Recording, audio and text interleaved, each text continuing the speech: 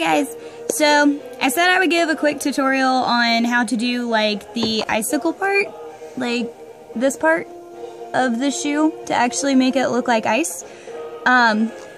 So we'll take shoe number 2. This one's just been painted just normal after being cut. And just because I haven't covered the rest of this in glue yet, I'll do that really quick, just like with this heel part, and then that way I can show you how to do the ice. So what I did over the entire shoe was literally just sit here and like just fill it in however I felt necessary. And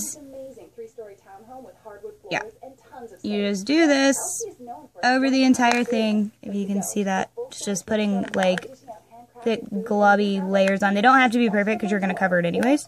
And the bumpier it is, the better, because then you can make like better icicles. But just do this a whole bunch. I think I used about 15 to 20 glue sticks on the other shoe, which took a really long amount of patience. I think total it took 2 hours. But you coat the shoe in glue. Doesn't have to be perfect. It doesn't have to be straight lines. You can do whatever. And then like that little piece like basically started doing it. Well, you can't see it. Okay, so for the icicle part, let me cover this part too so it's easier to see.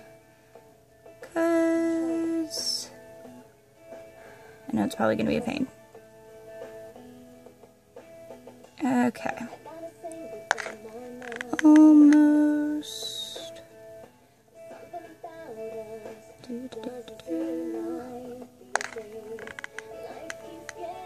Okay, so you cover this, do all this fun stuff. Alright, so we have the heel right there, covered in the glue, just all gloppy and funky looking. Okay, so now you're gonna unattach your hair and whatever else may be attached to your glue stick and pull whatever glue strings are on there off, because they will show underneath, which it doesn't matter once you start doing the final product, but beforehand it's not as fun. Okay, so you're gonna take your glue gun and basically you're just gonna like lightly squeeze it and get globs to come out and just wiggle it back and forth like this.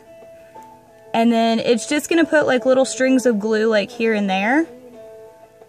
But after you do this a couple times and like overlap it the way you want, it starts to do like the ice thing. So you literally just lightly squeeze it, get little bitty globs at a time, and just drag those globs back and forth over like the section that you're wanting to make look more like ice. And if it chunks up, it's okay, because you can always just hold the nozzle of your glue gun on it and make it, you know, a lot less gloppy. I did this over the entire front of the shoe. I'll probably do it a little bit more on the back of the other one, but if you look, it starts to do that. And you can, you know, layer it more, decide what parts need more or less, but that's the difference between this side and then just this side coated in glue. So there's this one where it's all snowy looking or something, if you can see that really well. And then there's this side that's all like that. So yeah, let's just try and do this to where you all can see. I'm in like a restricted space, so I'm sorry. But I said I would do this, so here I am. Alright, so keep going, just back and forth.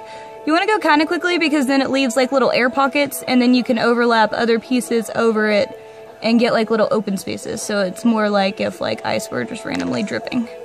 See? Just like that. And then eventually after you do this, like, I think I did like maybe 2 or 3 sweeps over each little section. And that's how I got this one to look like so. Which, I mean, it's not, you know, 100% perfect. I probably have some spots that I want to go back over a little bit more, especially on the back. You can see it's not as blended right here. It's a little better here, but yeah, that's basically what I did all over the whole thing. And then, you know, from a distance, it looks pretty cool. So yeah, that's basically how I did that. Of course, before you do like the icicle stuff, attach these pieces which are, like I said, just the pieces that I did glue on I put the glue on the wax paper in like a generic shape and then just kind of cut them out. Let me grab that.